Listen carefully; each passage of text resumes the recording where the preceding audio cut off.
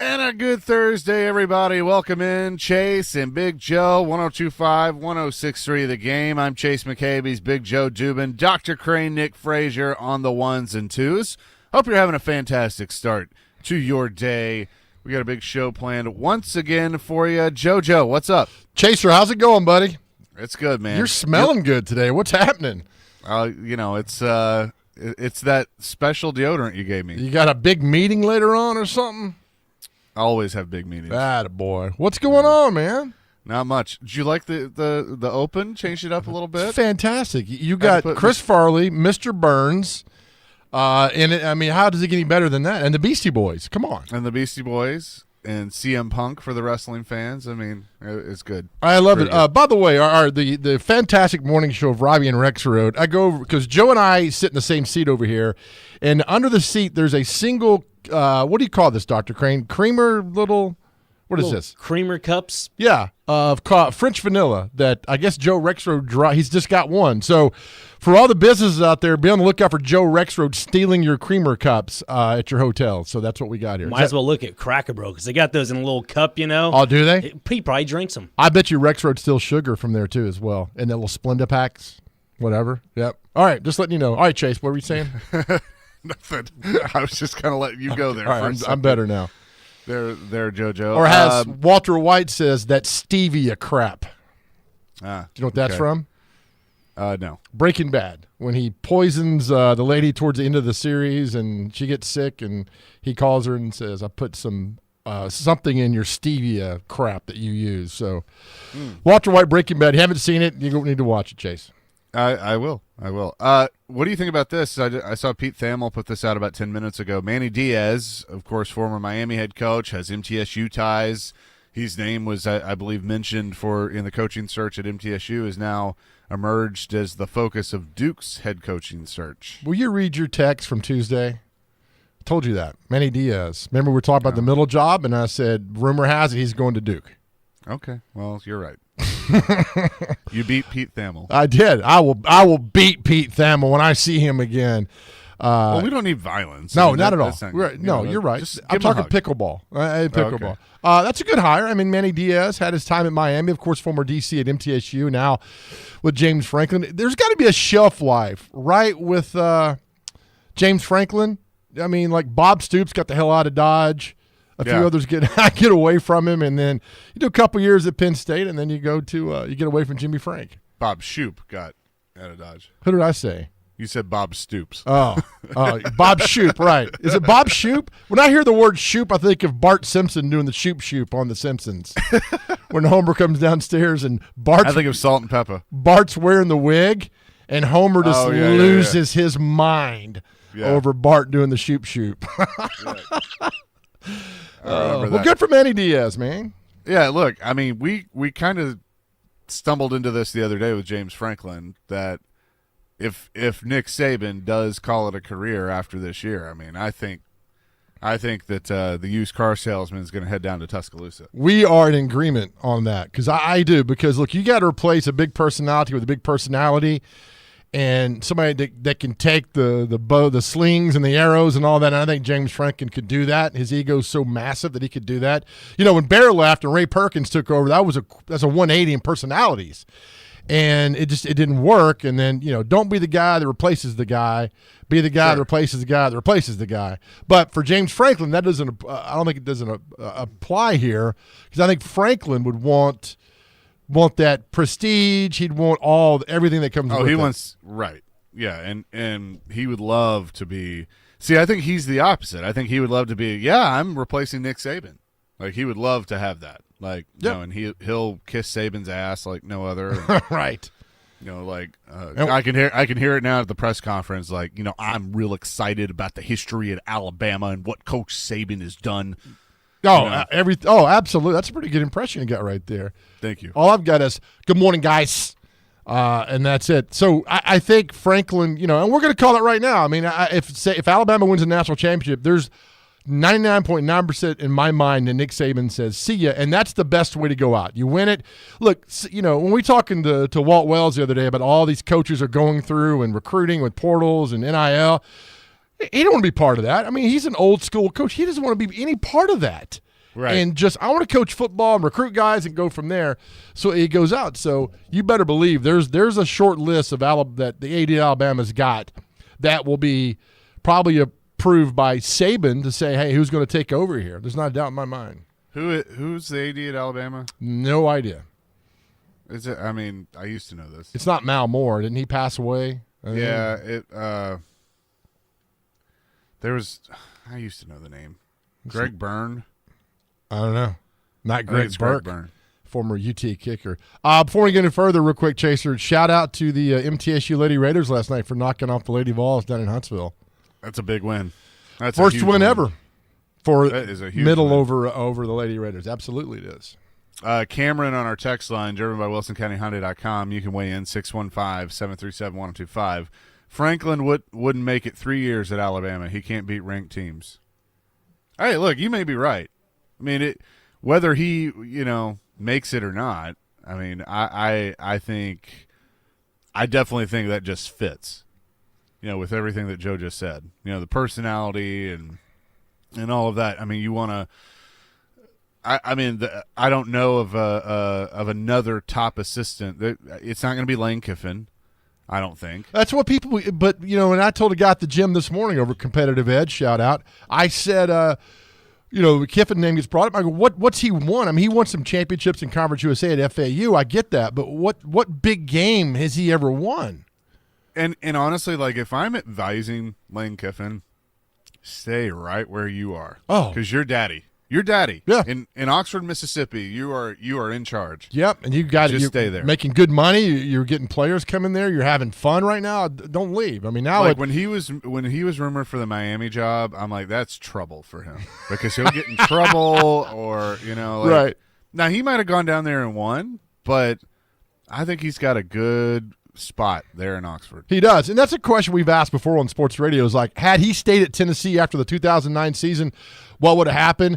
And there's no doubt in my mind that had been on all kinds of probation. Hell, they got on the probation when he was there, so it would have been far. But do I think he's a different coach now? Has he matured? Yes. To what extent? I'm not sure. Yeah, I don't know. So certainly could be interesting if that were to happen. I mean and now here's the Dabo. Somebody said Dabo. I just think the shine's worn off on Dabo. 3 years ago, I would have said Dabo. That Dabo would have left Clemson and gone to Alabama. Yeah, I totally agree. I don't think so anymore. I'm with you, man, on that. I think the same thing is that Dabo knows where he is. He likes Clemson. I don't think he would leave to do that right there. Now, we may be completely wrong, but I don't think Alabama – it's got to be two-way, right? It's got to be a two-way. This love affair has got to go both ways. And I don't think Alabama would want Dabo Swinney back or want him at all. 1652 says Kirby Smart, the greatest Saban disciple there is. No chance in hell. He's at his alma mater. He's not leaving Right. Georgia. He's not leaving there. No. But I mean, I understand why people would think that because he's the best. He is the best, assistant that's had the most success. I don't see it. He would not leave Georgia. I think he's at Georgia as long as he wants to be. sure. And they're going to sign him to a massive contract, or maybe they already have done that. So he's not going to go anywhere and do that. And so, no. I mean, I really, you look at this, who's got to replace, and I think it's got to be a big personality, and I think it's going to be if James Franklin doesn't approach or want that job, then he's settled. But I think he's the one that could go out. Other than that, man, I don't know. I really don't know. We get these texts every now and then. I don't know if this is some joke that I'm missing, but 1761 wants to know what you had for breakfast. I don't eat breakfast. I get up and I have a little power drink, and I go to Competitive Edge and work out, and I'll eat lunch. I skip breakfast. Who eats breakfast? Do you eat breakfast? No. Yeah, if you eat, I want to know. I'd like to know who eats breakfast. I don't eat breakfast. Dr. Crane, do you eat breakfast or not? No, sir. I'm a black coffee guy, and then I go on with my day. There you go. I don't know anybody who eats breakfast. Really, Chase, you eat breakfast? No. I don't. So 1761. I don't. Maybe I should eat breakfast. Maybe I'll have a more clarity in my big skull. I don't know. I don't eat breakfast. I'll say this, Joe. On a nice Saturday morning, if it is nice, might as well go out and get some pancakes. I mean, it's a one-day type thing. I don't eat during the week or on a. But no, Monday through Friday. No. Okay. No. Because like I mean, every now and then I'll stop it and get a coffee somewhere, and I might get like a pastry, but half the time I don't finish it because I've been like this my entire life. Handsome? Handsome, smart, all those things. I have to wake up. Like my body has to wake up before I can eat. Like I'm not hungry when I first wake up. It's very, very rare. Yeah, so I don't know. Yeah, so if you eat breakfast, let us know if you eat. I'm curious now. Yeah. If you eat breakfast or not. 615. Like how many people eat breakfast? That's a great question. 737-1025. I know it's silly and kind of inane, but I don't know anybody who eats breakfast. I mean, it's all like lunch.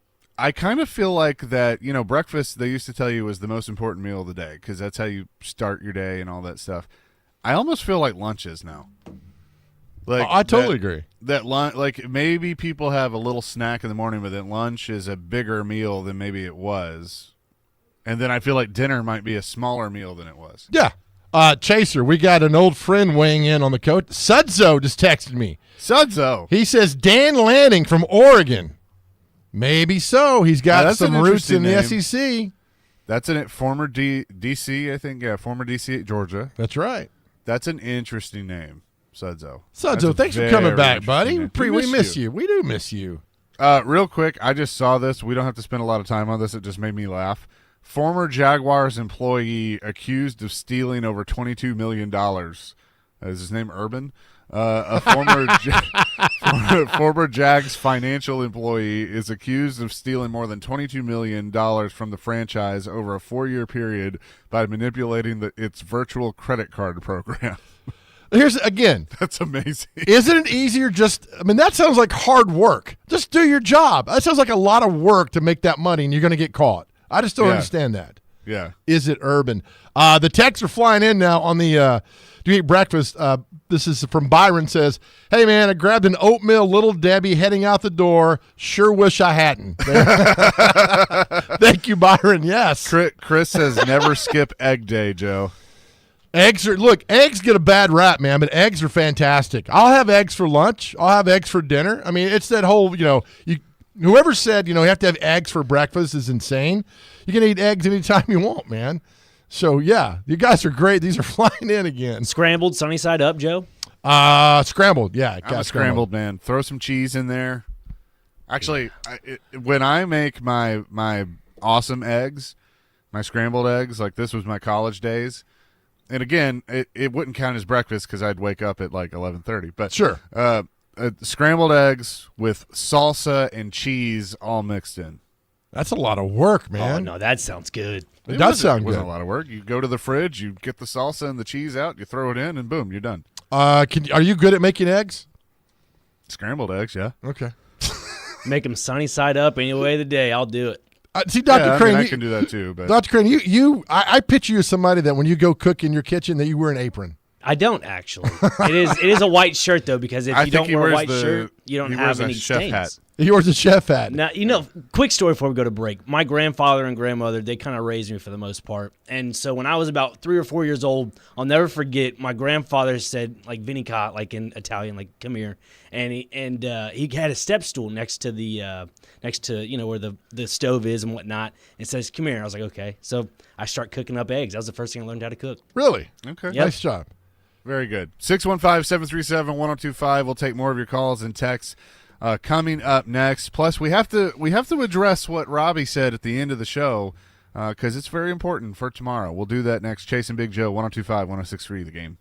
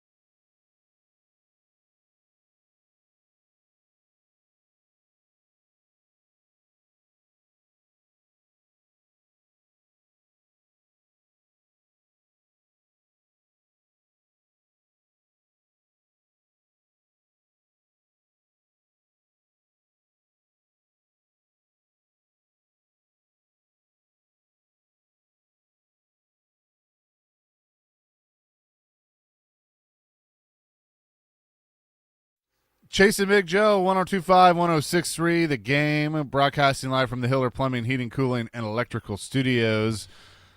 And our show is presented by Regal Realty Group. Now, you heard at the end of Robbie and Rex Road, this is officially from the office of the suit, that Jared's taking the day off tomorrow. He's been doing some extra stuff, deserves a day off, asked for a day off, and I said absolutely.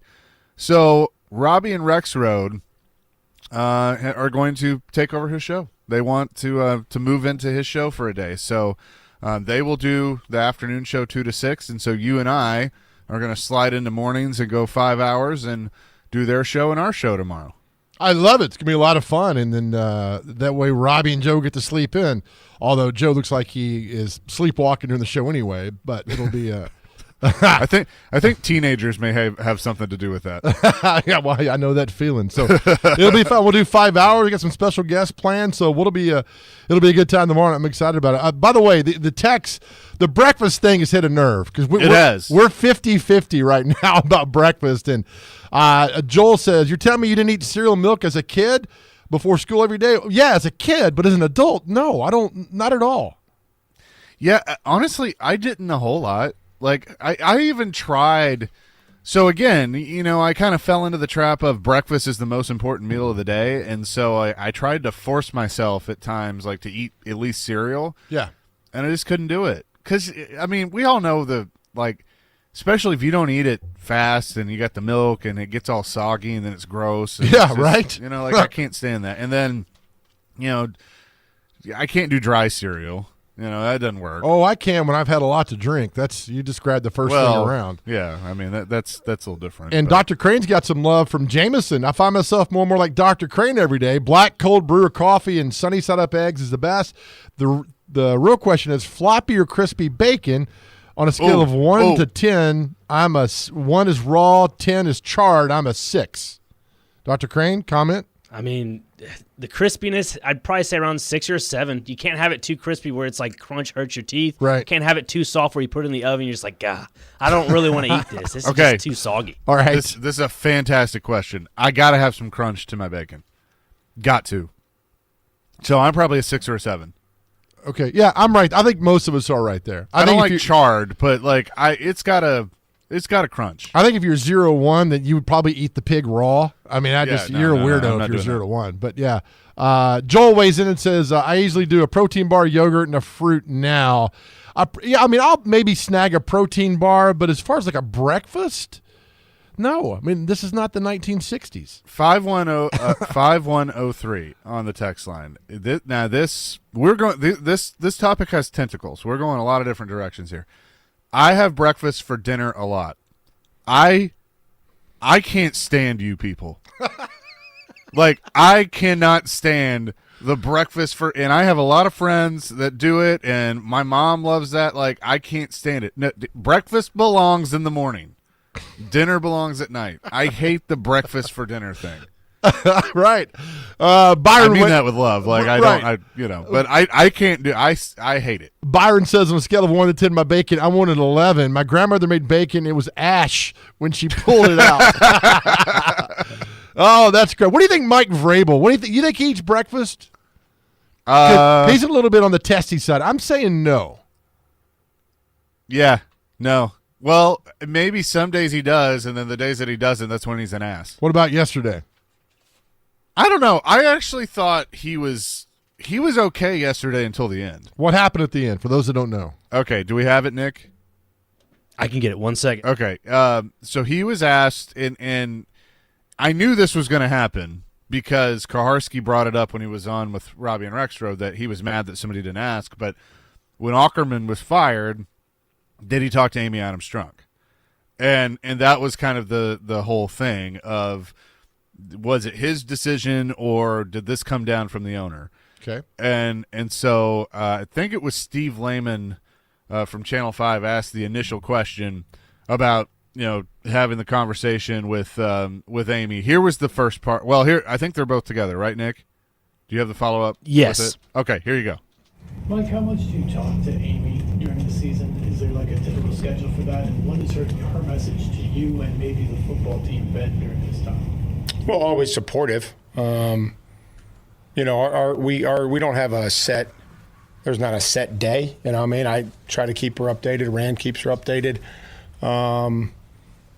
You know, and when we talk, it's, you know, we're all, you know, frustrated that we're in the position that we're in, and we're all working hard, extremely hard to figure a way out of it, and so that there's a level of support to what we're trying to do, and always. Still have her full belief that this is going the direction she wants it to go.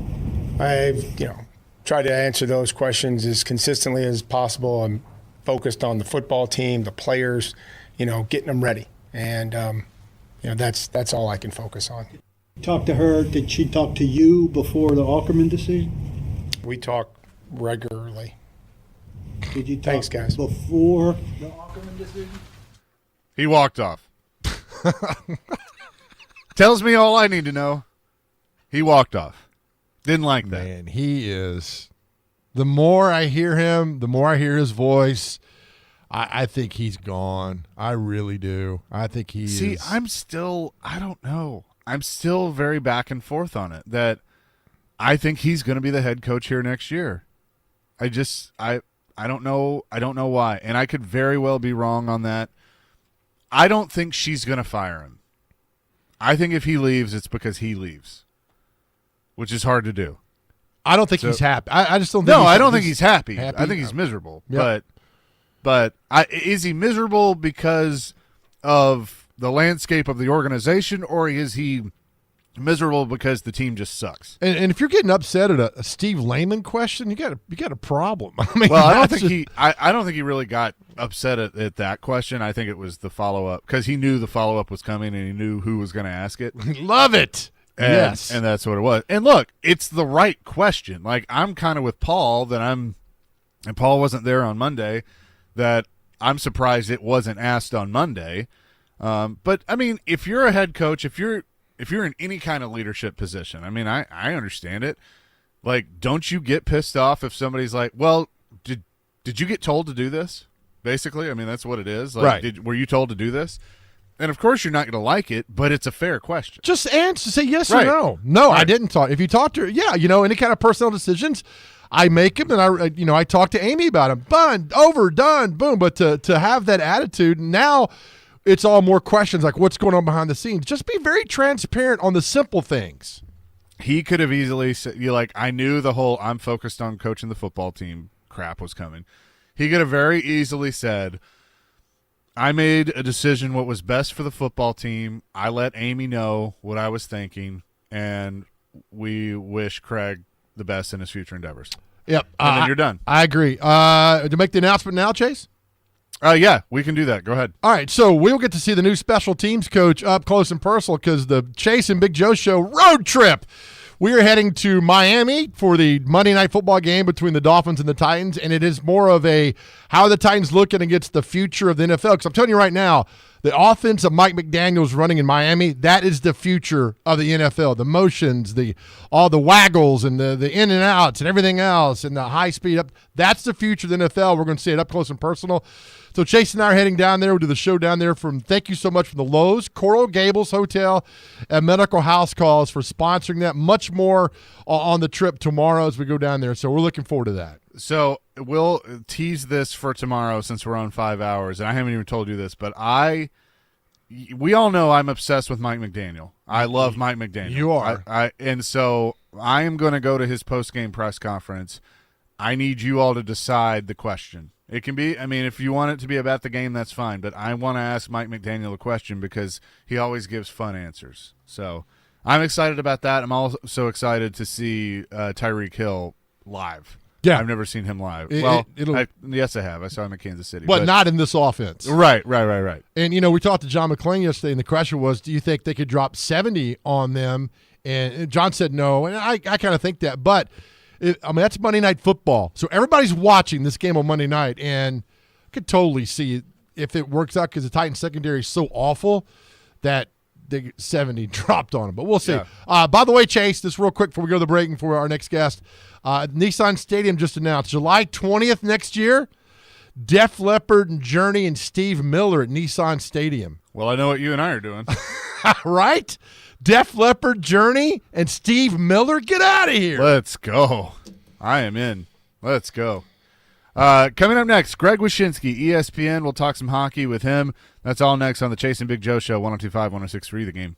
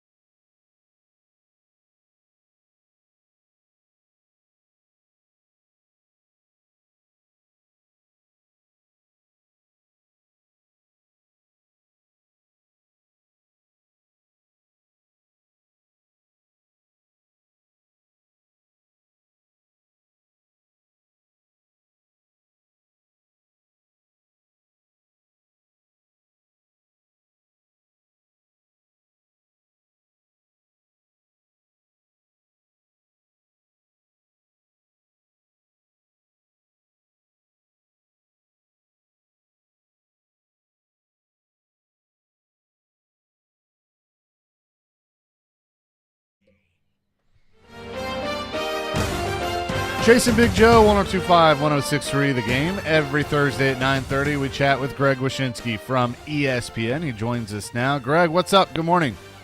Good morning. How are you? Doing fantastic. Our question of the day has been, do you eat breakfast? Are you a breakfast eater?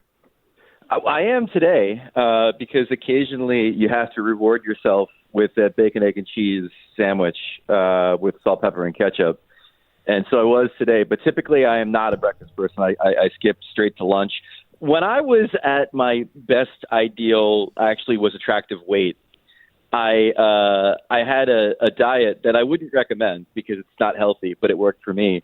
It was called the coffee apple scotch diet, where I would simply exist on coffee during the day, eat one apple for lunch, eat dinner, and then have a scotch at night. And listen, it might have been because I was in my 20s and had a different metabolism, but damn if it didn't work. I was a fine-looking dude. Wow. Well, might have to look into that. You may be right, though. The age could have had something to do with that. Yeah. I mean, considering I put on 10 pounds now if I eat an M&M, I think the metabolism might have been a situation back in the 20s. You have a piece up on ESPN.com right now talking about USA and the Olympics if the NHL sends its players in 2026. You know, I think about, and I was reading your piece, and I think about like all the talent that would be on that team. That might be the most talented U.S. team that they've had ever, or at least in a long time. I really hope we see it. Do you think we will? I hope we do. And to your point, I talked to Mike Modano about this team. He was a 3-time Olympian, obviously was also on that World Cup team in the 1990s that beat Canada. And he thinks this team can win gold. I mean, like, that's his expectation for the amount of talent on this team. And in particular, the strength that they have at center, and especially in goal, where they, maybe for the first time in my lifetime, completely outshine Canada in that spot. But whether they're going to go or not, it's the question. The Board of Governors meeting was in Seattle this week for the NHL. Again, there's a lot of optimism kind of behind the scenes about them figuring out something with the IOC and getting this done. But, you know, Gary Bettman, the commissioner, for the first time voiced concern about the construction timeline for the arena in Italy. And whenever these guys start being concerned about something, you're wondering, okay, is it going to be this time? You know, it was COVID last time. That's why we didn't go to Beijing. They didn't like the terms of the deal for South Korea. They didn't go there. So anytime they start making noise about something that they don't like, you get a little bit nervous. But hopefully this is just posturing. Hopefully this is just negotiation, because I don't see any material reason why the NHL shouldn't go to Italy, and why we can't see this incredible Team USA play together for the first time. Yeah, to me, it would make no sense not to go. I mean, COVID, okay, I'll give you that, you know, but stop looking for reasons. You know your fan base wants it. You know your players want it, and it's good for your brand. And, I mean, look, everything revolves around money. How can you not gain from it financially by sending these guys over, in some ways, by getting more eyes on your sport? But that's the trick. I mean, this whole thing puts me between a rock and a hard place, because I don't like the fact that the NHL keeps finding reasons not to go, especially because they put it in the collective bargaining agreement that they were going to go to Beijing and to 2026. COVID happened. I mean, that's understandable. This time, if they find a way to wiggle out of it, then I think they're kind of going against the spirit of their agreement with the players. But that being said, the financial gain part of this, I'm with the NHL. Like, the IOC, and I've covered the Olympics 4 times, the IOC is terrible. and the fact of the matter is that the NHL is loaning its product, loaning its talent, loaning its players with no financial benefit from the Olympics specifically for 3 weeks on end during the season. You can't put an NHL logo on the ice. You can't put one on the players. You can't sell a Jack Hughes Team USA T-shirt in the NHL store with an Olympic logo on it. Like, there are a ton of ways this agreement can be a lot better for the NHL. But the problem is and I've reported on this before, the problem is that the IOC thinks if they do a deal with the NHL like that, now the NBA comes calling, now MLB comes calling, now FIFA comes calling, and they don't want to have to cut deals with everybody and actually spread the wealth that's being created for these criminals through all these entities loaning their talent there. Greg, as I always preface questions, Chase always asks really good questions, always asks really kind of ignorant, different ones. My question for you is, who is the most feared person in the NHL right now? That's a good 20 question. years ago, you had 8 or 9 guys, but I'm listening to our morning show of Robbie and Rex are talking about Tanner Jeannot coming to town tonight to play the Predators and don't get in a fight with them and all that. I'm thinking, who's the most feared guy? Who puts the fear in every other team? Well, I don't know if there's a fighter that puts fear in anybody. I mean, Ryan Reeves would be the de facto answer, and I guess, when he needs to, he could play his role, but the role of fighting and the role of enforcers has been diminished so much in the last decade. You've got the fear of talent and hurting you, and that's obviously McDavid, who can posterize you on any play. But if you're talking about like physicality, if you're talking about hitting, then I think it's probably Jacob Trouba of the New York Rangers. That's a guy who is your modern day Scott Stevens, a guy that is, lays out people, one of the few players in this league that can change the trajectory of a playoff series with one hit like he did in the Rangers-Penguins series a couple of years ago when he took out Crosby. And he's been able to do it without really getting rung up by the Department of Player Safety for any of it. I mean, apparently he's refined his hitting to the point where they look at these hits and don't see a reason to suspend the guy, much to the chagrin of a lot of people. And he gets away with like swinging a stick at people like he did the other day against Boston. He's the most feared guy, but I think part of the fear is that there won't be any repercussions for what he does. That's a great question for that. We're down here loving Philip Forsberg, Greg, for what he's doing and just putting this team on his back. What is it you see from Philip Forsberg this year that you didn't see last year that in the game, and how well he's playing now? So we actually had him on our podcast to drop this week. If you go and look for NHL on ESPN on any podcast platform or YouTube, you can find our interview with Philip that dropped on Tuesday. And we talked about the Predators, and in particular, we talked about Ryan O'Reilly, who's somebody he's played with. And I think one of the things that O'Reilly's arrival has done is made really good players like Philip Forsberg understand the game even more. Like the attention to detail that Ryan O'Reilly brings to games, to practices, to the way he conducts himself.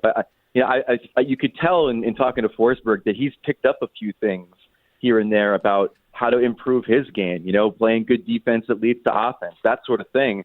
I think that's had an impact on him. I also think that obviously Andrew Brunette coming in and changing the way that this team is played stylistically has also been a real boon for him. I mean, we talked about the shock and awe for all the players to hear Barry Trotz saying we're going to play more offensively and then hiring a coach that decided to do that. So I think the style of play has been a big factor in him having such a breakout year as well. Talking to Greg Wyshynski, ESPN. I do want to ask you, it looks like $4.2 million is what the cap, it's going to go up, $4.2 million next year. I mean, that's obviously better than the flat cap or the million or what we've had the last few years. Sure. I mean, that's 3 players if you spend the money right.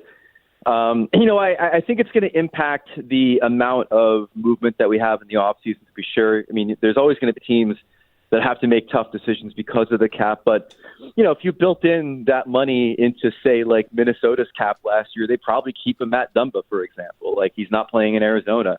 There's probably other situations where a few more dollars under the cap meant that players would have stuck around instead of moving. So I think it'll maybe impact the amount of players, big-name players, that have to leave their teams because of the salary cap.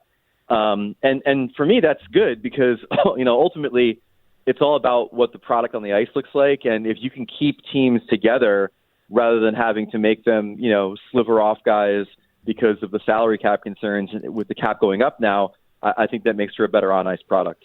Would you also agree, though, that like I look at the Predators and if the flat cap hadn't been a thing, I don't think they sign a Nito Niederreiter or a Ryan O'Reilly because I think the price would have been too high for them. Potentially. But again, it's a 32-team league. It's not like the salary cap's jumping by $10 million.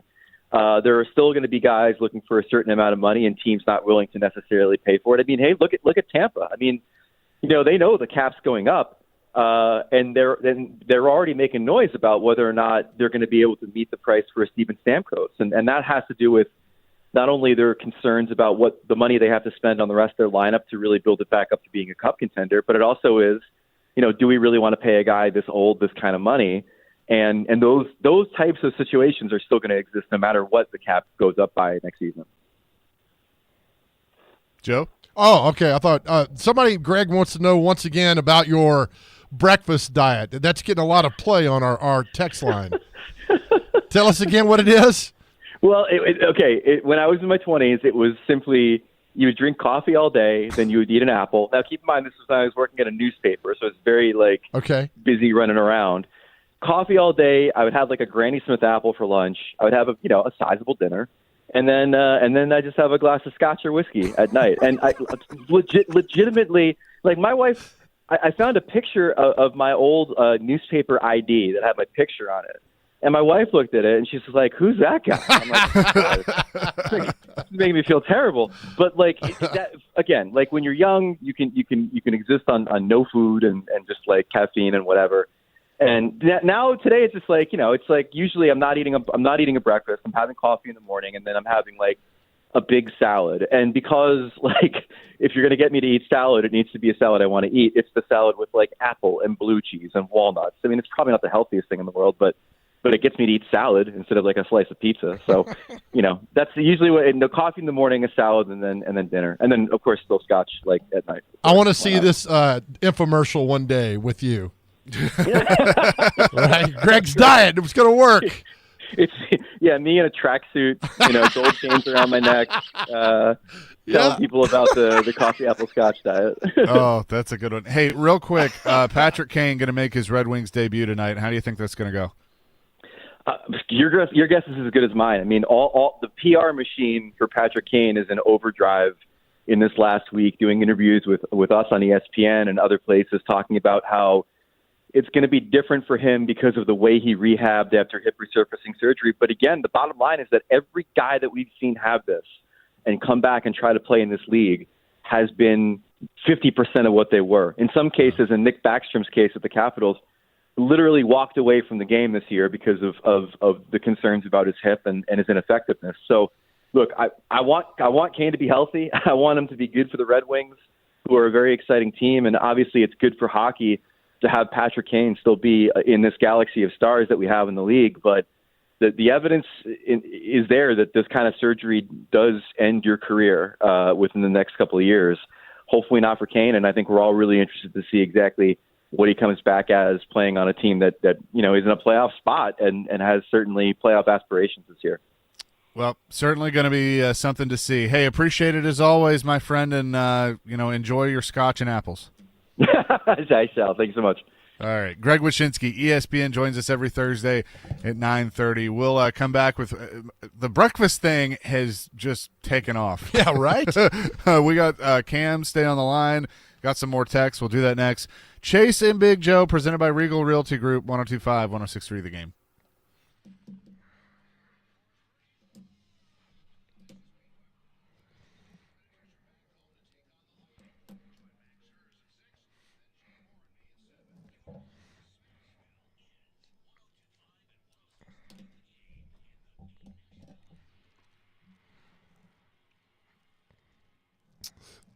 Hey, friends, listen to me. I want to tell you to say goodbye to medical bills. When you use Medical House Calls, you don't have to worry about hidden fees or surprise charges. Medical House Calls is revolutionizing how patient care is getting done.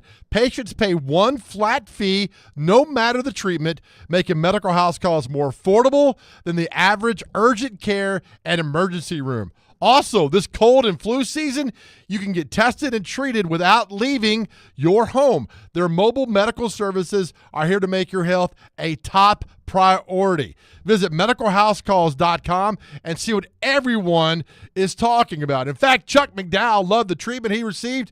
He bought the company. That's how good they are. Medicalhousecalls.com, where the nearest clinic is your home.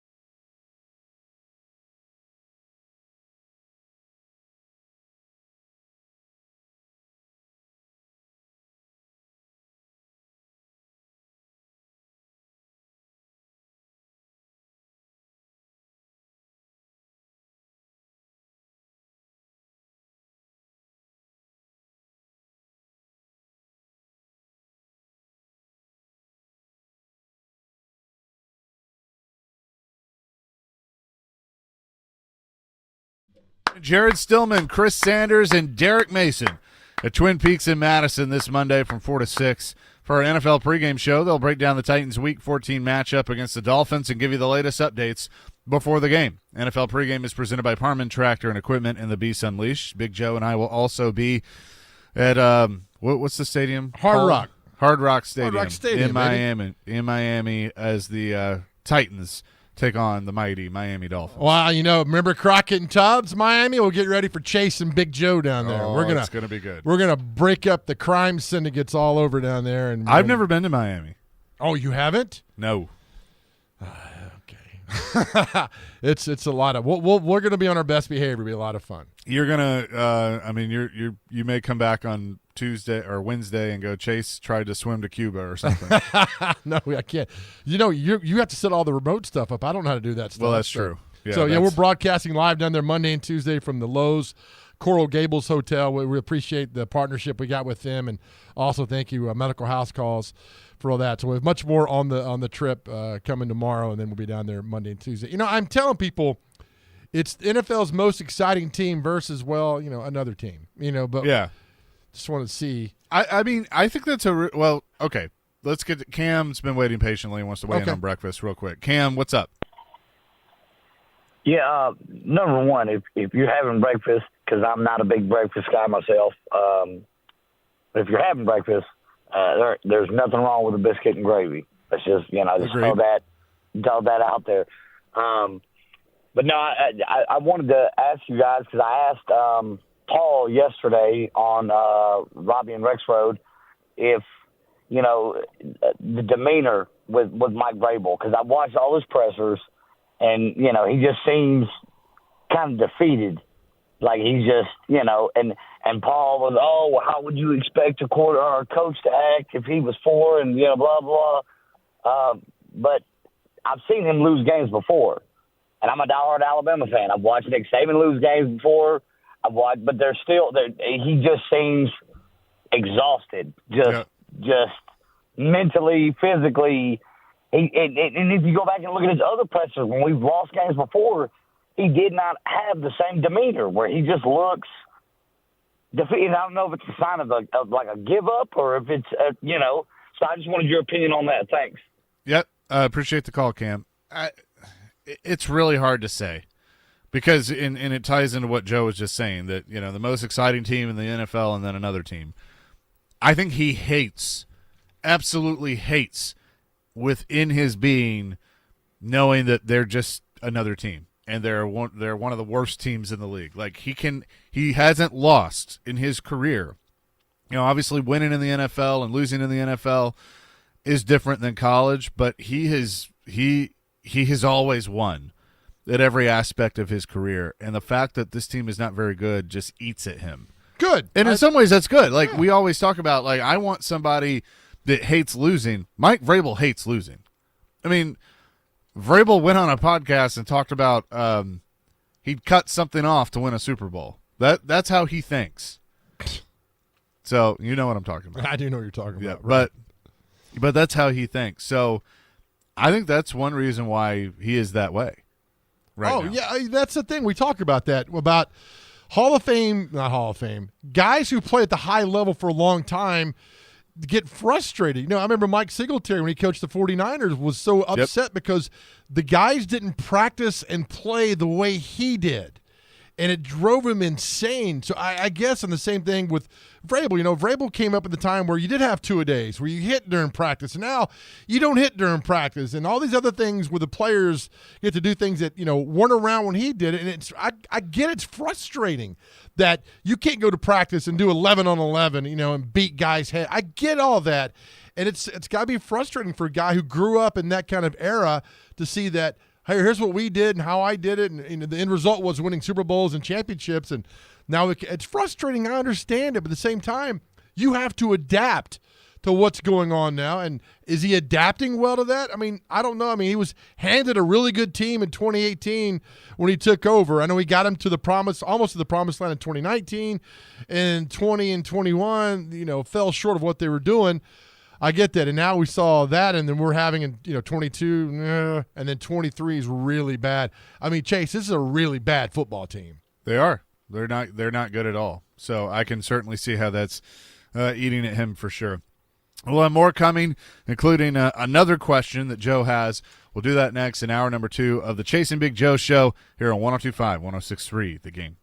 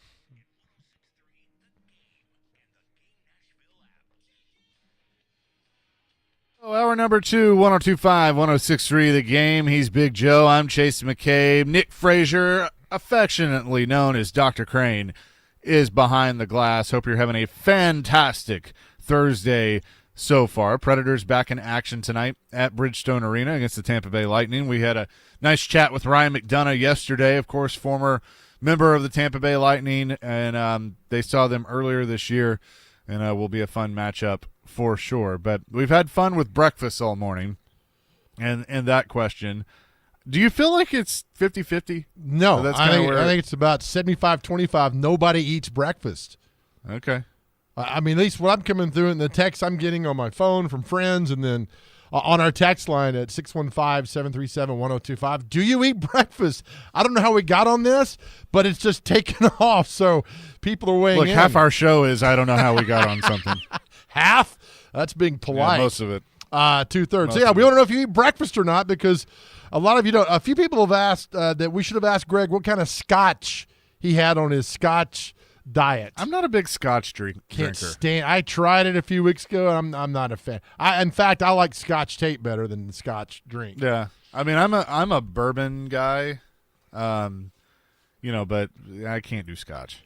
I don't know. As I've gotten older, I've kind of switched to tequila a little bit, which is not good I because can't do tequila. tequila was not a friend to me in my early 20s, and That's why I can't do it. But I like it. Oh, you want now. to hear this story? Sure. This is a great. So I am, all the years at MTSU run together because there were a few of them. Right. But this was it was like a Monday night, and I didn't have class the next day for some reason. Like I only had at this point, I think, like 2 classes on Tuesdays, and they both were canceled. And so my friend comes over, and we're just hanging out and playing video games. And I got pissed off at my roommate because I was supposed to go to a concert with him, and I won free tickets to the concert, and I still, to this day, have not figured out how this came to be. But he was like, "Hey, I'm going to take my girlfriend."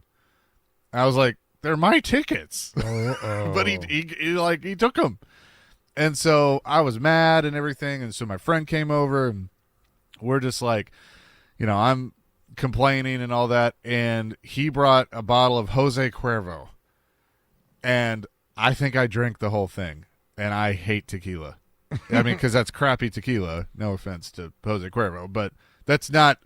If you're going to sip tequila, I think you're going to go higher end. I've never felt that bad in my life. The next day, I'm glad I didn't have class. Well, good. Well, you learned a lesson. I'm proud of you, man. I can still drink margaritas. Yeah. But when somebody's like, "Hey, you want a shot of tequila?" I start to throw up in my mouth a little bit. Good Lord, man. It's like me with green bean casserole. I can't do it. Really? I love green bean casserole. And when college, like you, my college years all run together because I only had 15 years of college. But when I was one time at Sanford, I came home and I was pretty hammered, and we had a refrigerator, and it was this girl I was seeing had maybe a green bean casserole. It was terrible. I ate the whole thing. And I was up all night, and it was bad, awful, and I've never once after that. Anytime somebody says green bean casserole, I get sick to my stomach. That is my kryptonite. If you want to take me down, then mention green bean casserole, and I'm like, I can't do this. Green bean casserole. Okay. Can't. I'm done. Have a good day. I'll see you. I'm done. It's awful. 1652. Big Joe said, Big Joe, a good smooth tequila on the rocks is a different level, majorly underrated.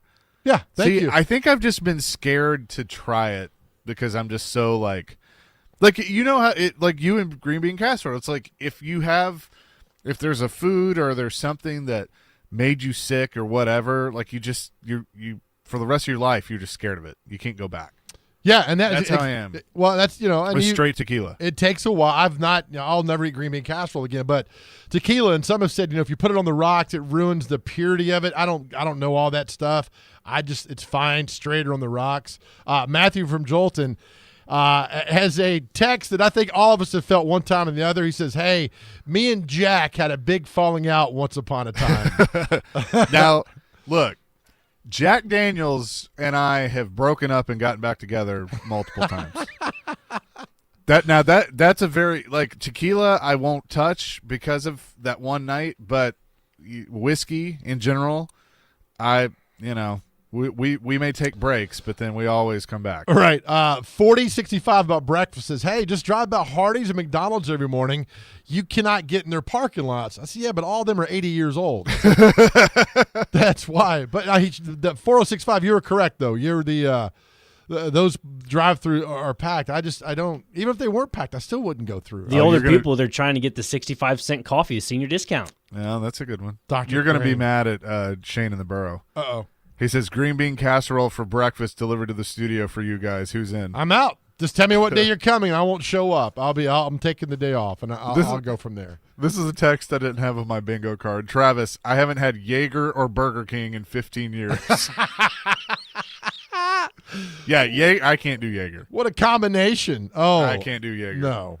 And remember, you're too young, but back in the day, we had Goldschlager. They came out with, when I was bartending, people wanted Goldschlager. And it had little pieces of gold allegedly that were in there. I never believed that, but it would make you go to the bathroom. So you'd get somebody, they're like, give me Goldschlager. I'm like, I'll give you 5 minutes where I know you're going to be going. And sure enough, 5 minutes. So Goldschlager was the rage back then, back in there, working at the Wrangler down on Murfreesboro Road. Everybody had gold. It would tear you apart. So you ever had Galliano? I have not. It's the devil's urine, basically. I mean, it's terrible. It's awful. Don't recommend it. Somebody gave it to me as a shot one time, and I wanted to kill them. Darren. Oh, man, these texts are fantastic. You guys are great. 615-737-1025. Do you eat breakfast or not? And so now we've gotten off the tequila thing. All right, Shane of the Borough, dude, come on, man. What's he got now? I found out at a very early age that my clothes are allergic to tequila. For whatever reason, they jump off my body when tequila goes. There's a song about that, actually. Phil said Rumple Mints, and I had quite the falling out. God. Phil, thank you for that. I forgot all about the horrific taste of Rumple Mints. I hate Rumple Mints. They're so... These, by the way, these are none of the things that Chase and I will be drinking down in I about said Key West, Florida. Evan says Jaeger bombs had $400 worth of them when I came home from Iraq in 2007 and can't drink them anymore. Evan, first of all, thank you for your service. You're a badass. Yes. Secondly, I don't blame you if you had $400 worth of Jaeger bombs. No, gosh, no. 1761, who started this whole breakfast thing by asking Joe what he had for breakfast, says sauerkraut with hot dogs and Bud Ice was my go-to. Bud Ice. Oh, man. But, I will tell you, sauerkraut and hot dog. Chase, I guarantee you that Saturday night, that we're going down a few hours early to Miami, that Saturday night you'll have a sauerkraut with hot dog. I guarantee you'll have it Saturday night. So thank you for that, 1761. I don't love kraut, but I don't hate kraut. It's just kind of in the middle. Okay, well, we'll see what happens on Saturday. Joe, I was telling Chase this knows? earlier when you guys, do the show from Miami. Can you please both wear white suits with like some baby blue shirt, please? Please. We're going to like Crockett and Tubbs, man. Well, we'll absolutely do that. Huffy and Dixon says, I only eat breakfast on the weekend when I'm not working. If I smell Jim Beam or Mountain Dew, I get sick again. I understand that text 100%. So thank you. Although for me, it was Jim Beam and Sundrop, which we did not get along. What was it that when you and Pogue did the morning show, we had that caller that called in about, was it Dickel and Sundrop? George Dickel and Sundrop. He said it'll make you hop on your roof and make you jump off your roof. I'm like, I don't want to drink that. That's going to make me do that. Yeah, Dickel and Sundrop. Oh, I can't keep up with all these texts. You're going to have to do that, Chase. I can't. Oh, no, this is fun. Young and dumb, Clay in the Army let someone convince him that Red's Hard Apple and Fireball was a great idea. I can't do cinnamon-flavored anything to this day or apple juice. Okay, so I feel like you probably missed the Fireball craze. I mean, Fireball is still very popular and obviously a proud sponsor of Fireball Hot Take Friday on Stillman and Company. But like when it first came out, and then Jack did the Jack Fire, like that was like mine. Like I'd go to the bar and like I'd want a Fireball, like it was just because it was new and all the craze. And I started drinking. I went to a Preds event one time, and they had this. It was the Jack Fire and cranberry, and it was fantastic. I could see that. Fantastic. Like I still will have one every now and then, like around the holidays. Yeah, I So, can see that. but, That's fine. But you as you know, like in I go on a guys trip with some older guys and me. That sounds weird. I entered Darren's group, Darren's friends. Okay, it still sounds weird. I know. Sorry. Good Lord. Don't include me on that trip. I'll pass.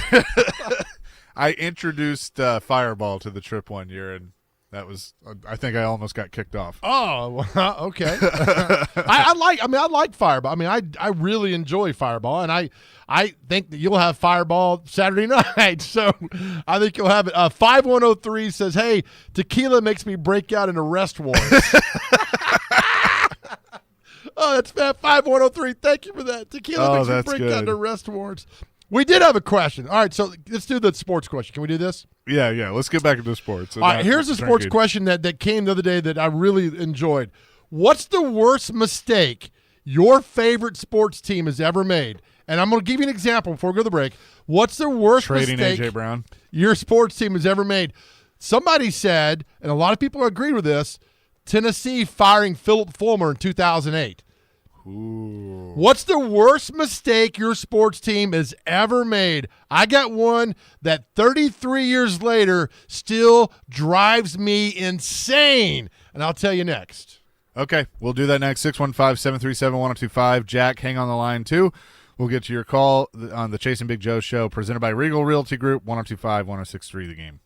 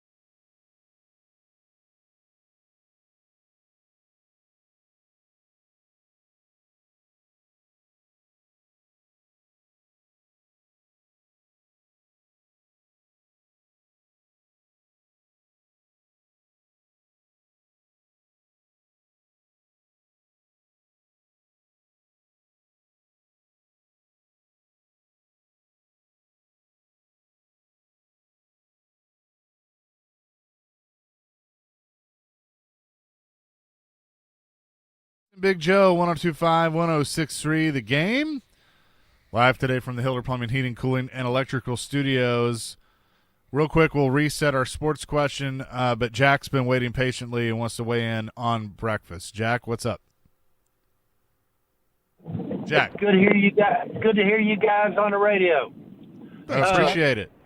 I was reconsidering, and it came to me about the real breakfast of champions, and it's not the traditional one. Does any rational human being not take into account what makes a great pizza, in that it has to be great cold the next morning? Yeah, I mean That's an interesting look at it. I'd eat cold pizza every day the rest of my life if I could. I like cold steak for breakfast. Ugh. Yeah, why not? I like Jack's Thanks, got Jack. a good point there on that. Yeah. Cold pizza. All right, so the sports question you've thrown out. Yeah, what's the worst mistake your favorite sports team ever made? I mean, it doesn't have to be, like, the worst thing ever for the franchise, but to you, what's the worst sports mistake your favorite team ever made? I'll tell you mine right now, right? And I'm still bitter. When the Braves traded Dale Murphy, I get why they traded him. To me, that's the worst thing they ever did, because a year later, they go to the World Series. I know they got David Justice, and I get all that. But to me, that's the worst thing the Braves ever did, was trading Dale Murphy. Okay, that's a good one. That's just for me. I think Titans fans could definitely say trading A.J. Brown. But I'm going to go Cowboys, firing Jimmy Johnson. I know they got one more Super Bowl. Good one. They got one more Super Bowl with Jimmy's team and Barry Switzer. I think they could have added a couple of more if Jerry had just gotten out of his own way and put his ego aside and let Jimmy do his thing. I think they could have won. I think they'd have beaten the 49ers in 94. They won it again in 95. I think they'd have won 4 straight Super Bowls, at least. Yep. Well, because was 94 Jimmy's last year? 93 was. 93 was. Okay. Yep. Because 94 they went to the NFC Championship game where they got beat by the 49ers and Steve Young. That's and right. 49ers beat the Chargers in the stadium that we're going to, and down in Miami. But I think Jimmy Johnson, because it really upset the team and everything that was going on there, and they rebounded in 95, but I think that he would have kept the fire burning for them. That's a great one. That's a really good one. Yep. All right, 615-737-1025. Shane in the Borough giving Mike Price a company credit card. That's a good one. Oh, Mike Price. Alabama fans don't like to talk about Mike Price, but yeah, it was 4366. Fulmer firing 100% or hiring Dooley.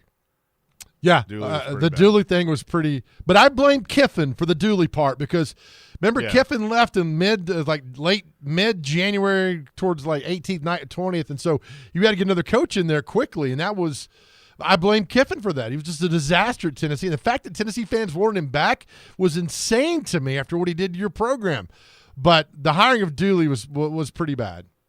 Randy has 2 for Vanderbilt, hiring Jerry Stackhouse and not paying James Franklin whatever he wanted to stay, at least another 4 or 5 years. Whoa, Franklin was never staying. No. He was out, but at least you could have thrown the world at him and see what happens. And then but he played it right because his stock was through the roof. He had, won at Vanderbilt 3 straight bowl games, and that he parlayed that into the Penn State job. He did. He was never going to stay because the cupboard was empty. Yeah, it was. And I get that. And the Stackhouse thing, oh, baby. It's just that's not. It's tough right now for them. But it's tough for football and basketball. It is. And once again, you guys are great. The breakfast question and the worst mistake your sports team ever made. I mean, it's just Chase Tatum. I can't keep up with all this. Trevor from Milwaukee, who says they are on the way from Wisconsin to go to the Preds game tonight, so safe travels. The Green Bay Packers drafted Tony Mandarich with the 2nd pick of the 1989 draft instead of Barry Sanders. Oh. That's a fantastic one. Oh, that's pretty. But, you were able to get Favre in 91 from the Falcons, so you kind of rebounded. And, you see there. But that's a good one. Mandarich ended up coming back playing for the Colts for a while. But my goodness, I mean, when an offensive lineman out of college makes a cover at Sports Illustrated, I mean, he was on roids that you could imagine. But that's a good one. Thank you for that. Keep going. 9302, worst mistake, the Celtics trading for Kyrie back in 2017. They were rebuilding. They were a rebuilding team, and it stopped the progression of our young players. I feel like if not making that trade, there would have been at least 2 rings in the past 3 or 4 years. It's a good one. I see that. Interesting. 1936, Seattle not giving the ball to Marshawn Lynch at the 1. Oh, yes. That might be like the worst just coaching malpractice ever. Oh, my favorite part of that game, they had the camera on Brady and the camera on Pete Carroll and watching their different reactions because Brady knew it was over. Brady said that ball game's over with, and then Butler intercepts the pass, and then Carroll was looking around like, what, chomping on that gum, but that's a good one, man. That's a good one. Old guys will remember the football giants Joe Pisaric, the backup to Phil Simms. Piskarczyk. Whatever. Piskarczyk. Sorry, I don't know. You got to help me with some of these.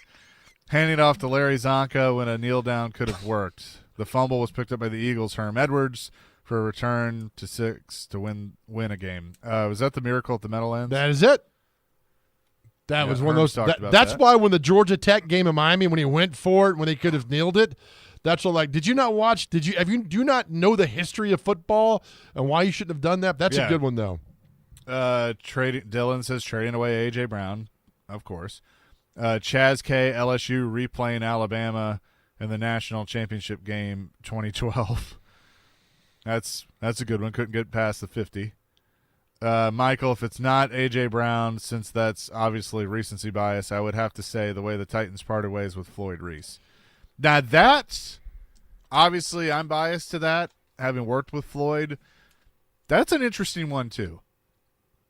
Had the power struggle never happened. Yeah, but I mean that wasn't going to work. I mean, it had a shelf life. Sure. They've been together 12, 13 years. So here's one. I need your – Bobby says my worst moment in sports, the Braves trading Dansby. Did they trade him or did he sign with the Cubs? He signed with the Cubs. Okay. Still hurts, though. I mean, I get it. Yeah. See, I like Dansby, but that wasn't a big loss to me. No, I wouldn't have paid him that money. Ron, Titans giving up on VY and turning their back on his mental health issues. He could have taken us all the way to the Super Bowl. I don't know. That's a great what if. I mean, we've talked about that many times of what if VY had worked. Yeah. What if he had been a 10-year, couple of All-Pros? What would have happened?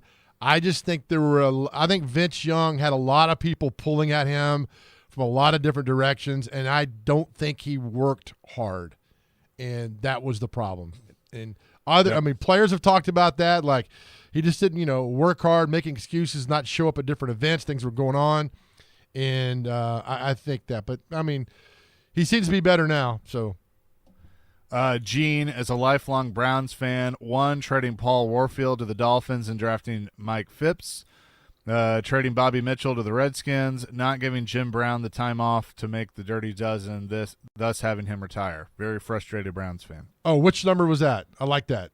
It was Gene. Okay, Gene. That's a great one. The Dirty Dozen thing with Jim Brown, that is – yep, that's let me find Gene. There you go. Let me read that again. Yeah. It's a good one. Yep. That's right, because Jim Brown was like, see ya later. I'm going to go to Hollywood and do my thing, and so you're right. 615-737-1025, the worst mistake your favorite team ever made. We'll get more of those coming up next here on Chasing Big Joe, 1025, 1063 The Game.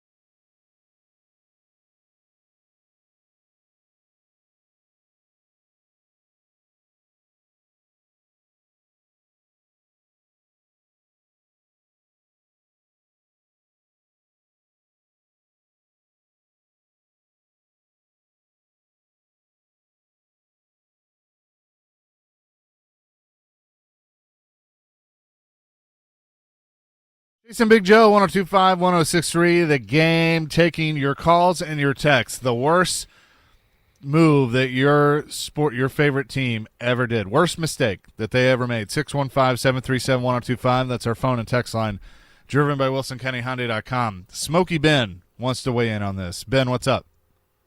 Hey, guys. Appreciate you taking the call. And I got to preface this with Kevin Dyson is a better man than I have ever been and will ever be, and this community has benefited from him being here. But we're just talking about the worst, move in the Tennessee Titans and Floyd Reese, Floyd Reese still the best GM the Titans have ever had. Tennessee Titans drafting Kevin Dyson with Randy Moss, the most talented wide receiver ever, still on the board.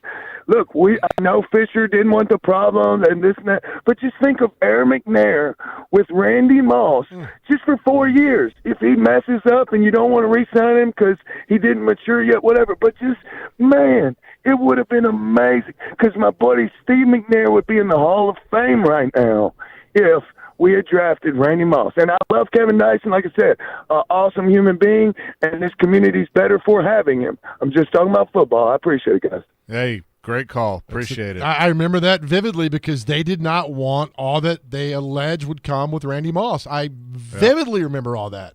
Yeah. Well, I mean, so they had that one that they took Dyson instead of Moss, and then they could have had Mahomes. Pac-Man?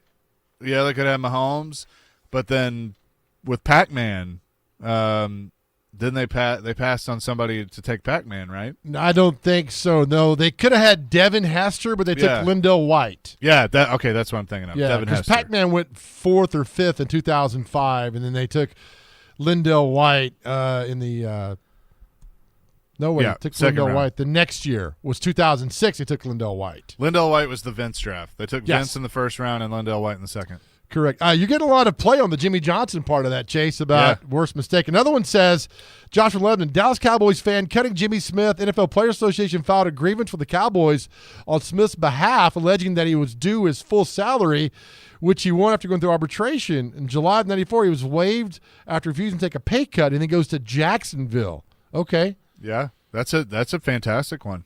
That's a good one. Taylor, Calipari not calling a timeout before Chalmers hit a 3 to tie the championship game in 2008.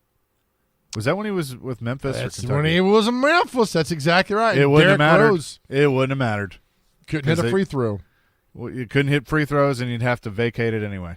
Phil in Kentucky, my team got rid of John Gruden to the Bucks, and then lost to him in the Super Bowl the next year. Remember, we talked to Rondé Barber in studio about all that, and he's like, "Yeah, we knew everything the Raiders because they didn't switch terminology. He goes, we knew everything they were going to do and every play they were going to go. We knew all that." I was like, "Nice." 5828, not drafting Michael Jordan #1 when you had the chance.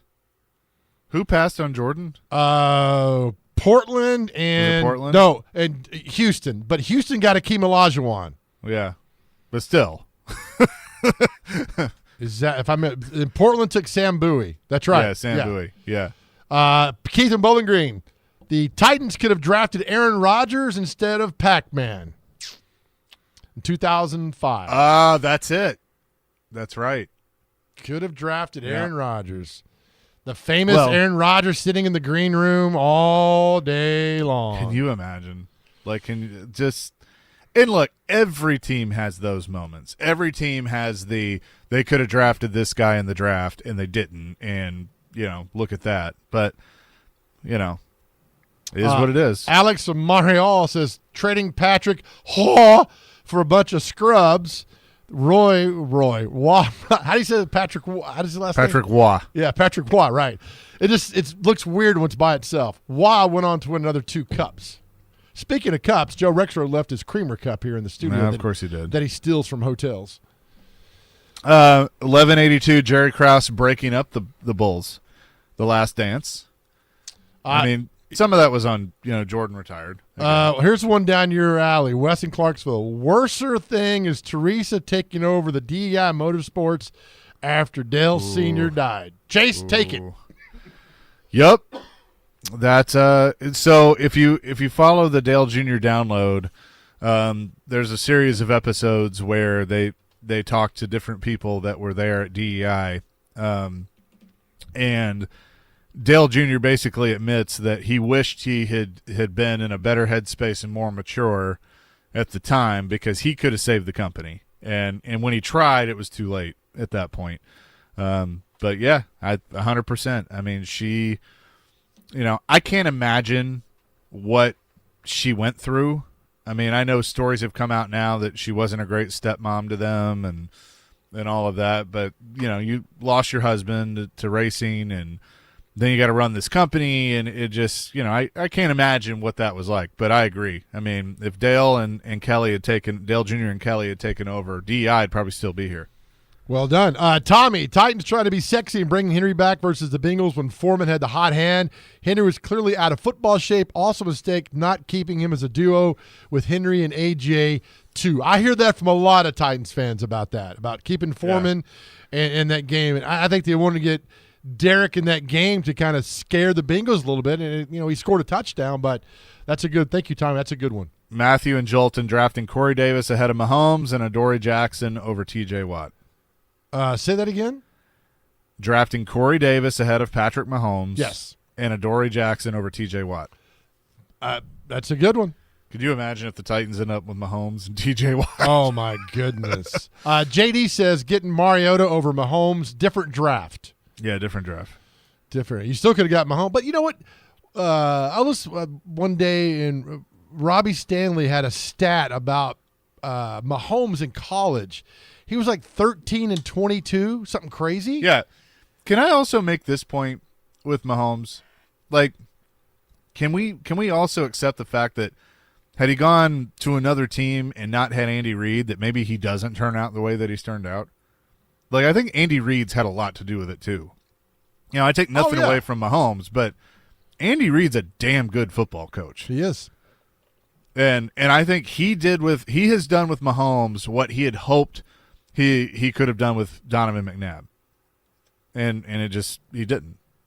Yeah. Oh, I totally agree like that. It wouldn't have been the same at all if he'd have come to the – oh, man. Can you imagine Mahomes coming to the Titans then? No. Yeah, You're but right. I mean, like – I it would have been awesome. But I remember, I'll never forget us doing the draft show that night, and it was Jared, Floyd, Derek, and they traded up or whatever, made all the moves and got Mahomes, and Floyd just goes, well, Andy's got a Super Bowl. Like he just knew that it was going to turn out the way that it did. Well, I mean, he was throwing for 400 or 500 yards a game, Yeah. and so you kind of harness that to the offense Andy Reid does. What is good? Parker has a good one, and this is from I hear a lot of Red Sox fans letting Mookie Betts go. Yep, that's a good one. And they've some personnel in Boston who are no longer with the team admit that was a massive mistake. Our Chris Sanders texted me and says, when Chris Webber from Michigan called the timeout in the NCAA tournament to lose the game. Hold on. No. Where did Chris Sanders go to college? Ohio State. And he's thinking about Michigan. Come on, Chris, you're better than that. But I mean, that is a good one. But that's not his favorite team. I know. Yeah, that's true. That's a good. Come on, Chris Sanders, you're better than that. He's been known to do this, Joe, and silly underdog picks where he picks other teams that go against Ohio State. I don't know. It's some reverse psychology thing. You're gonna have to ask him. I don't know if I want to now. So JD in Brentwood says, great point. Andy Reid never had a bad quarterback. Not a coincidence. I mean, think about it. Donovan McNabb, good. Yeah. I would say Hall of very good. Oh yeah. Then you have Mike Vick for a minute, and then Alex Smith turned Alex Smith into a Pro Bowler, and then obviously Mahomes. He did. You're exactly right. Yeah. So I think that's a good one. Yeah. Let's see, 14-20. This is teams, not companies. Right. Oh man. Yeah. It's worked out. Did you read? No, you gonna read it or no? No. Okay. All right. That's funny. But you feel free to text. We don't have to read them, but feel free to text it. The breakfast question still is coming in now. Some if you eat breakfast, you're weird. I don't eat breakfast. It's lunch for me. Yeah. So I haven't had I drink coffee. That's it. Yeah. Do you load up on coffee? Because you need creamer. Joe Rexroad steals creamers out of hotel rooms, and I've got his creamer that he left here in the studio if you need to get that. He probably steals towels too. Well, hey, guilty as charged. Watch out, Lowe's and Coral Gables. We're headed down there. I'm gonna look Tuesday morning at your suitcase and be like, wait, there's soaps and towels and a lamp. Well, I've got to apologize to Sound Waves at the Gaylord Opryland Hotel. I think 2/3 of my towels have come from there. So. Let you know they hold up very well. So well done, Opryland. Thank you for that. Oh, that's good. Good luck coming to get them too, because they'll find you. Don't worry. Not at a great participation on our questions today. You can keep them coming because they are very entertaining. We'll have celebrity birthdays coming up next. Tune in to 94.9 The Fan tonight as Vanderbilt women's basketball is in action. They're on the road against Butler. Tip off at 6, pregame at 5:45. Coverage also available on the 94.9 The Fan app and 94.9thefan.com.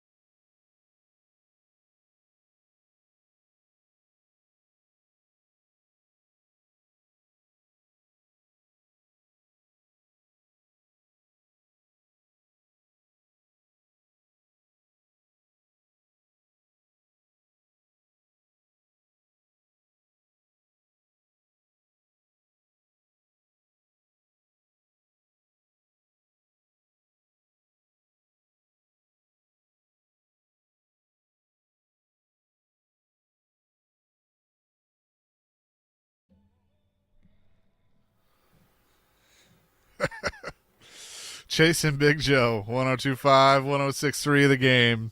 We kung fu fighting? Is that what we're doing here? That's I right. guess so. You better get ready, That's Chase. So it's going to be us Saturday night in Miami.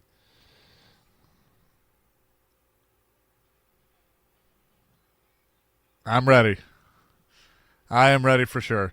615-737-1025. Our question: what is the biggest mistake your team has ever done? A lot of Titans, a lot of votes for the Vols and Philip Fulmer. So very, very good one. They are. I mean, and I would say this. Hey, Clinton Clarksville. Absolutely. I was just about to read it. Oh, go ahead. Clinton Clarksville just said, wanted to say thanks to you guys. I'm burying my grandmother tomorrow, that raised me my whole life. It's been rough, but haven't laughed so much as I have today in a long time. Clint, I've been there. It's obviously very, very tough to bury a loved one, and thinking about you and appreciate you listening. Amen. And just if we could bring a little levity to your to your life in some shape, form, or fashion, then we've done our job. So God bless you, Clint, man, and God bless your family for what you guys are going through. So thank you. Yeah. As you and I go down to South Florida and Miami and Key West and everything, Jimmy Buffett comes to mind, and the line of, if we couldn't laugh, we'd all go insane. Correct. So that's one I live by. Yeah, so we're headed down. Our coverage brought to you by Lowe's Coral Gables Hotel, located in the beautiful section of Coral Gables down there, which I hear the hotel is fantastic. So thank you, Lowe's Coral Gables, and our good friend Chuck McDowell over at Medical House Calls for being a big partner with this, and also with the Jason Foundation and for all they do for that. So it'll be a lot of fun, and again, it'll be a fun trip going down there and to see up close and personal kind of the future of the National Football League versus a team that can't cover. So, oh my goodness, it's going to be something. Dylan says, I know the Jags have to have Urban Meyers their biggest mistake. You're right. I mean, it's got to be. Probably. That 21 season was awful, and you feel bad for Trevor Lawrence. I mean, how bad was Trevor Lawrence set back in 21? I mean, they fired Urban Meyer mid-season. Terrible. Oh, yeah. Well, he kind of did that to himself. It was a little trip to Ohio. Yeah, 1024 says the Cubs trading Lou Brock to the Cardinals for Ernie Broglio, Terry Johnson. It was Terry Johnson's the texter. Okay, from texting in from Illinois. Thanks, buddy. Yeah, thank you. I didn't know Lou Brock played for the Cubs. My goodness, I didn't either. Lou Brock. I mean, all these. Like mine. Again, mine was Dale Murphy. It wasn't the worst mistake they ever made. It's just the worst mistake to me because I gave up on baseball when Dale Murphy got traded to the Phillies. I was irate because Murphy gave his heart and soul for that program, and I know David Justin came out in 91, and I get all that stuff, but still, I can be angry, and I'm still angry. Yeah, well, be angry. That's fine. 615-737-1025. We didn't get as many A.J. Browns as I thought we would. There's a couple, but yeah, I'm glad we didn't because that's just kind of an obvious one. But if you think about it, and we can do this another topic another time. What free agent has left the Titans and gone on? Free agent has gone on and done amazing with another team. Is there one that comes to mind? Amazing with another team. I mean, once when Drew Bennett went to the Rams after 2006, he was terrible. Albert flamed out. John Thornton did okay. That's going way back. He went to the Bengals. He did okay, but John Runyon? Yeah, that's at the top. But he wasn't 5-year all-pro. I mean, he did well. No. I'll give him that. Curse got hurt. Curse got hurt with the Eagles, correct. I know McNair had the one good year with Baltimore, but then his body just couldn't do it anymore. I guess Derek Mason's the one. I would say Derek probably. That's a good one. He's at the top. I mean, there's nobody comes close to what Derek Mason did. Samari was good before he got hurt. Yeah, with Baltimore. But I think Derek Mason's at the top. Nobody comes close to that. That's not bad in your franchise that you moved here. There's only one really. I feel like we are forgetting one. Corey Davis, Dory Jackson.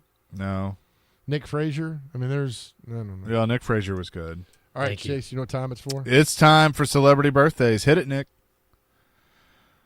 Celebrity. Also, go ahead. My bad. Go. Celebrity Birthdays brought to you by Zach Pillar and his new Instagram account. Follow Zach on Instagram at ZachPillarDesign69 and step into his world. Well done. Also, today's Pearl Harbor Day. It is a day that will live in infamy. Kind of upset. I don't see a lot of Pearl Harbor remembrances on social media right now. It's still early. I get it, but still. You ever been to the Pearl Harbor Memorial, Chase? I haven't. I've never been to Hawaii. Okay. All right. We'll have to work on that then. You know, working with you, I feel like I'm going to go to places I've never been. So Jail. All right, our first birthday is the esteemed actress Ellen Burstyn. How old's Ellen Burstyn? She was in Private Benjamin. 63. 71. 91. Okay. Musician Tom Waits. Does he- Rock and Roll Hall of Fame. Does he wait? Shush it. 70. 80. 74. Actor Jeffrey Wright. And he wasn't even one of those goofy Iron Man movies. He played the future Commissioner Gordon in the recent prequel film, The Batman. Oh, yeah. Okay. 52. 56. 58. Okay. Nice. Dr. Crane knows his goofy Marvel movies. Singer Sarah Bareilles. Borealis. Aurora Borealis. Bueller. Sarah Bareilles. I don't know. However you say her last name, I don't give a damn. What was she in? She's a singer. What does she sing? Songs. God, just go. I don't know. 42. I think she had a hit back in like the early 2000s. I was in grade school. I'm going to go with, let's go 48. What did Chase say? 42. She's 44. Chaser knows playing hard to get. Knows his singer. He lives here in Nashville. Country singer Gary Morris. One of your favorites. 56. 63. 75. He was the head lawyer in Better Call Saul, Patrick Fabian. He was also on an episode of Saved by the Bell. 64. 67. 58. Actor C. Thomas Howell, who lives here in Nashville, was in The Outsiders and Red Dawn.